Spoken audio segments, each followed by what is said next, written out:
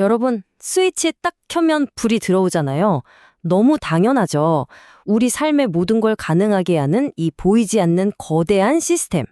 근데 우리는 이 시스템이 어떻게 유지되는지 거의 생각하지 않고 살죠. 오늘은 바로 그 보이지 않는 손, 이 전력망을 지키는 사람들에 대한 얘기를 좀 해볼까 합니다. 아니, 생각해보면 신기하지 않으세요? 저 멀리 수천 킬로미터 떨어진 발전소에서부터 우리 집까지 이 복잡한 전기의 여정을 과연 누가, 어떻게 매 순간 빈틈없이 지휘하고 있는 걸까요? 이게 무너지면 어떻게 되느냐. 바로 2003년에 5천만 명이나 되는 사람들이 이걸 아주 뼈저리게 느꼈습니다. 북미 북동부 지역에서 사상 최악의 대전전이 일어났거든요. 미국 8개주, 캐나다 2개주에 사는 사람들이 길게는 거의 이틀 가까이 전기가 그냥 뚝 끊어져 버린 세상을 경험한 거죠. 전력망 신뢰도라는 게 무너졌을 때 우리 사회가 얼마나 쉽게 마비될 수 있는지 보여준 정말 충격적인 사건이었습니다. 자, 그럼 전력망 신뢰도라는 게 뭘까요? 이게 그냥 전기가 온다, 안 온다 이런 차원의 얘기가 아니에요. 크게 두 가지가 핵심인데요. 첫째는 적정성. 그러니까 평소에 우리가 쓸 만큼 충분한 전기를 만들어낼 수 있는 능력을 말하고요. 둘째는 안정성인데 이건 뭐랄까, 맷집 같은 거예요. 갑자기 어디 하나가 고장나도 시스템 전체가 와르르 무너지지 않고 버텨내는 힘이죠. 이 두 가지가 딱 맞아 떨어져야 우리가 안심하고 전기를 쓸 수 있는 겁니다. 그래서 오늘 이야기 순서는 이렇습니다. 먼저 왜 이런 변화가 필요했는지 그 계기들을 좀 살펴보고 그 결과로 나온 북미, 유럽, 일본의 세 가지 모델을 한번 뜯어볼게요. 그리고 이게 미래에 왜 더 중요해지는지, 우리가 여기서 어떤 교훈을 얻을 수 있는지까지 쭉 짚어보겠습니다. 자, 그럼 첫 번째 이야기부터 시작해볼까요? 도대체 무슨 일이 있었길래 이 거대한 시스템을 뜯어고치게 됐을까요? 위기가 어떻게 새로운 기회를 만들었는지 그 계기들부터 한번 보시죠. 북미 같은 경우는요, 정말 큰 사건이 두 번이나 터졌어요. 1965년에 대정전이 한번 났는데 그때 이러면 안 되겠다 해서 NERC라는 걸 만들긴 했습니다. 근데 이게 뭐랄까, 그냥 업계 사람들끼리 모여서 잘해봅시다 하는 강제성 없는 모임이었던 거죠. 그러다 2003년에 훨씬 더 큰 정전이 또 터지니까 그때서야 이건 안 되겠다 싶었던 겁니다. 그래서 2005년에 법을 딱 만들어서 NERC에 막강한 권한을 줍니다. 이제는 그냥 권고가 아니라 말 안 들으면 벌금까지 때릴 수 있는 말 그대로 이빨을 달아준 거죠. 근데 유럽은 좀 달랐어요. 되게 흥미로운데 북미처럼 사고가 터져서 허둥지둥 고치는 게 아니라 아주 큰 그림을 먼저 그렸던 거죠. 우리 유럽 대륙 전체를 하나의 거대한 전력 시장으로 만들자. 이런 야심찬 목표를 세운 거예요. 근데 생각해보세요. 수십 개 나라의 전력망을 하나로 묶으려면 규칙이 다 똑같아야 하잖아요? 바로 이 통합이라는 거대한 목표가 유럽 시스템을 바꾸는 강력한 동력이 된 겁니다. 일본의 경우는 우리도 잘 아는 2011년 동일본 대지진, 그리고 후쿠시마 원전 사고가 결정적인 전환점이 됐습니다. 그전까지 일본은 10개 지역 전력회사가 그냥 각자 도생하는 시스템이었어요. 자기 구역만 책임지면 끝이었죠. 근데 후쿠시마에 엄청난 재난이 닥치니까 다른 지역에서 전기를 빨리 보내주고 싶어도 이게 제대로 안 되는 거예요. 시스템이 다 따로 노니까요. 이 뼈아픈 경험을 하고 나서야 이걸 전국적으로 총괄하는 컨트롤 타워가 필요하구나 깨닫고 OCCTO라는 중앙기관을 만들게 된 겁니다. 자, 이렇게 각자 다른 이유로 변화를 맞이한 북미, 유럽, 일본. 이들이 만들어낸 세 가지 해법은 과연 어떻게 다를까요? 지금부터 그 청사진을 하나씩 자세히 들여다보겠습니다. 먼저 북미의 널퀴입니다. 여기는 한마디로 딱 정의할 수 있어요. 바로 집행자. 규칙을 정하고 안 지키면 가차없죠. 그 권한이 정말 막강합니다. 하는 일을 보면요. 우선 아주 촘촘하게 14개 분야에 88개나 되는 기준을 만들어서 무조건 지켜라고 합니다. 그리고 진짜 지키는지 현장 감사까지 나가서 철저하게 감시하고요. 만약 어겼다, 그럼 강력한 제재가 들어가는 거죠. 이게 다가 아니에요. 요즘엔 사이버 공격 같은 새로운 위협도 많잖아요. 이런 걸 막는 정보센터도 운영하고 심지어 전력망을 운영하는 사람들의 자격증까지 직접 발급합니다.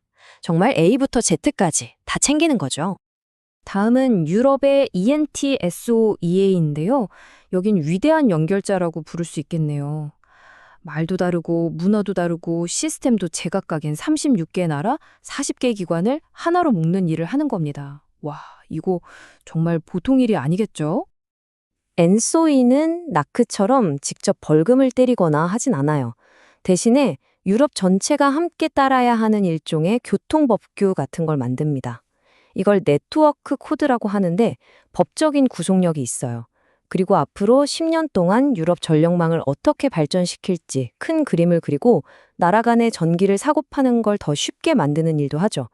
거대한 오케스트라의 지휘자 같은 역할이라고 생각하시면 쉽겠네요. 마지막으로 일본의 OCCTO입니다. 여긴 국가조정자라는 이름이 딱 어울려요. 후쿠시마 사태의 교훈으로 태어난 만큼 흩어져 있던 권한을 중앙으로 싹 모아서 일본 전체 전력망을 한눈에 보고 조율하는 말 그대로 두뇌 역할을 하는 곳입니다. OCTO의 가장 큰 힘은 뭐니 해도 강력한 중앙 운영 권한이에요. 평소에는 전국 상황을 실시간으로 쭉 지켜보다가 만약에 어느 한 지역에 전기가 부족해지는 비상사태가 딱 터졌다? 그러면 다른 지역에 지금 빨리 그쪽으로 전기 보내! 라고 직접 명령을 내릴 수 있습니다. 후쿠시마 때 못했던 걸 할 수 있게 된 거죠. 이것 말고도 국가 전체의 장기적인 전력망 계획을 세우는 등 명실상부한 국가 컨트롤 타워입니다. 자, 이 표를 보시면 세 기구의 특징이 한눈에 딱 들어오죠? NERC는 집행, ENTSOE는 계획, OCCTO는 조정, 역할에 딱 방점이 찍혀 있어요. 법적 근거나 예산 규모도 다 제각각이고요. 하지만 여기서 정말 중요한 공통점이 하나 있습니다. 바로 이 세 곳 모두 정부로부터 독립된 전문가들로 이루어진 조직이라는 점이에요. 자, 그럼 이런 얘기들이 지금 왜 이렇게 중요할까요? 전력망 신뢰도를 관리하는 기관? 좀 딱딱한 얘기 같잖아요. 근데 이게 사실 우리 미래와 직결된 아주 중요한 문제입니다. 결론부터 말씀드리면 전 세계적인 흐름은 아주 명확합니다. 전력 시스템이 복잡해지면 복잡해질수록 전문적이고 독립적이고 중립적인 감독 기구가 꼭 필요하다는 거예요. 생각해 보세요. 예전엔 없던 태양광, 풍력 같은 재생에너지도 막 들어오고 전기차도 늘어나고 시스템이 옛날이랑은 비교도 안 되게 복잡해졌잖아요. 이런 상황에서 어느 한 기업이나 정부 부처의 힘만으로는 관리가 안 된다는 거죠. 정치적인 입김이나 기업의 이익에서 벗어나서 오직 기술과 데이터로만 판단하는 독립적인 전문가 집단이 필요하다는 게 세계적인 결론입니다. 그 규모가 어느 정도냐면요. 유럽만 한번 볼게요. S&P 보고서를 보니까 유럽에서만 무려 1억 2,500만 채에 달하는 건물의 난방을 전기로 바꿔야 한대요. 여기에 전기차는 또 어떻고요? 우리가 앞으로 써야 할 전기량이 그리고 전력망이 짊어져야 할 부담이 얼마나 커질지 상상이 되시나요? 이 숫자가 지금 상황을 아주 적나라하게 보여줍니다. 500기가와트. 이게 뭐냐면요. 지금 영국에서 우리도 전기 만들어서 전력망에 연결해 주세요 하고 줄 서 있는 신규 에너지 프로젝트들의 총 용량이에요. 그러니까 전기를 보내고 싶은 곳은 넘쳐나는데 이걸 실어나를 도로, 즉 전력망이 꽉 막혀버린 거죠. 변화의 속도를 인프라가 따라가지 못하는 현실이 이미 우리 눈앞에 펼쳐진 겁니다. 자, 그럼 이 모든 이야기들을 종합해 볼 때 우리가 얻을 수 있는 최종적인 교훈은 과연 무엇일까요? 대정전이라는 큰 위기를 겪었든 아니면 시장 통합이라는 원대한 목표를 가졌든 결국 내린 결론은 하나였습니다. 이렇게 복잡해진 현대 전력망을 안정적으로 지키려면 특정 기업이나 정부의 단기적인 이익을 넘어서서 오직 안정적인 전력 공급이라는 단 하나의 목표에만 집중할 수 있는 독립적이고 전문적인 조직이 반드시 있어야 한다는 것. 이게 바로 세계가 얻은 교훈입니다.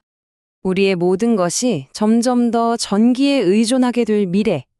그 거대한 전환의 순간에 불을 계속 밝혀줄 믿음직한 관리자는 누구여야 할까요? 오늘 이 이야기가 그 질문에 대한 답을 찾는데 조금이나마 도움이 되었으면 좋겠습니다.